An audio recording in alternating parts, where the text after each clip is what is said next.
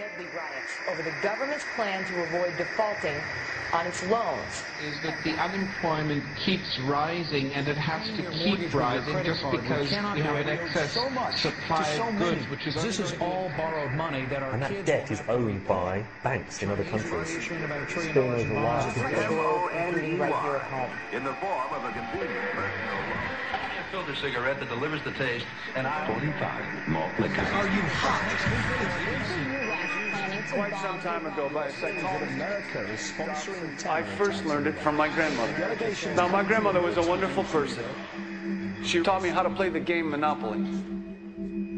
She understood that the name of the game is to acquire. She would accumulate everything she could, and eventually she became the master of the board. And then she would always say the same thing to me. She'd look at me and she'd say, "One day, you'll learn to play the game." One summer, I played Monopoly almost every day, all day long. And that summer, I learned to play the game. I came to understand the only way to win is to make a total commitment to acquisition. I came to understand that money and possessions, that's the way that you keep score. And by the end of that summer, I was more ruthless than my grandmother. I was ready to bend the rules if I had to win that game. And I sat down with her to play that fall.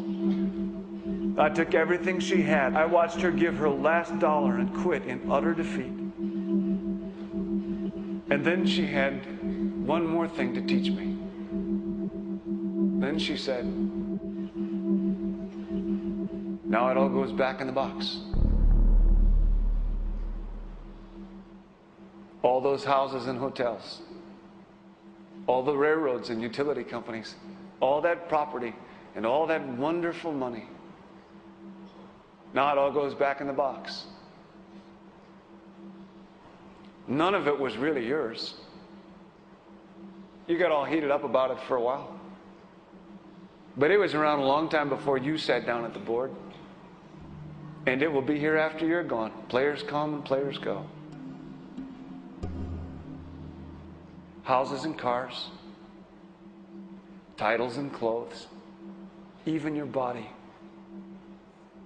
Because the fact is that everything I clutch and consume and hoard is going to go back in the box, and I'm going to lose it all.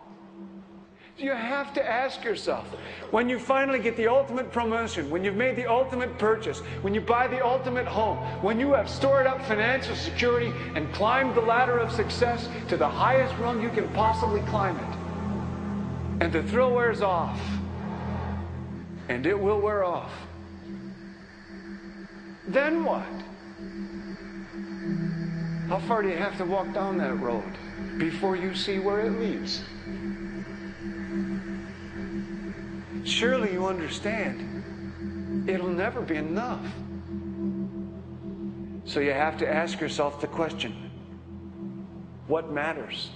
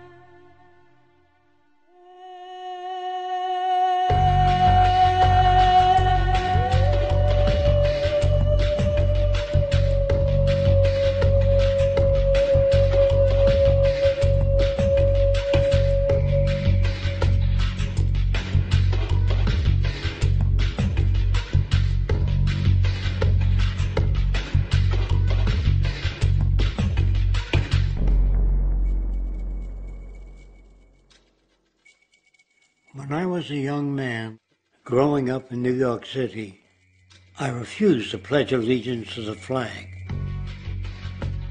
Of course, I was sent to the principal's office, and he asked me, "Why don't you want to pledge allegiance? Everybody does." I said, "Everybody once believed the earth was flat, but that doesn't make it so." I explained that America owed everything it has to other cultures and other nations, and that I would rather pledge allegiance to the earth and everyone on it. Needless to say, it wasn't long before I left school entirely, and I set up a lab in my bedroom. There I began to learn about science and nature. I realized then that the universe is governed by laws, and that the human being, along with society itself, was not exempt from these laws. Then came the crash of 1929, which began what we now call the Great Depression. I found it difficult to understand why millions were out of work, homeless, starving, while all the factories were sitting there. The resources were unchanged. It was then that I realized that the rules of the economic game were inherently invalid. Shortly after came World War II, where various nations took turns systematically destroying each other. I later calculated that all the destruction and wasted resources spent on that war could have easily provided for every human need on the planet. Since that time, I have watched humanity set the stage for its own extinction. I have watched as the precious finite resources are perpetually wasted and destroyed in the name of profit and free markets. I have watched the social values of society be reduced into a base artificiality of materialism and mindless consumption.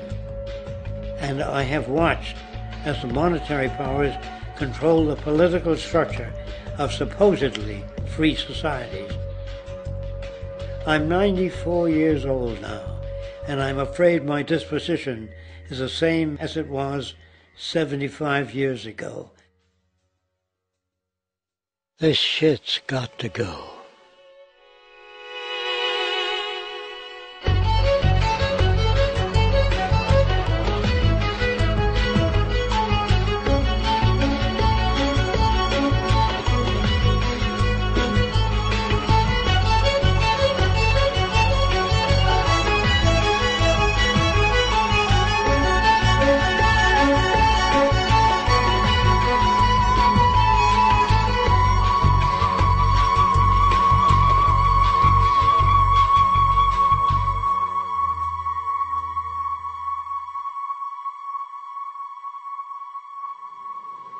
So you're a scientist, and somewhere along the way, hammered into your head is the inevitable nature versus nurture, and that's at least up there with Coke versus Pepsi or Greeks versus Trojans.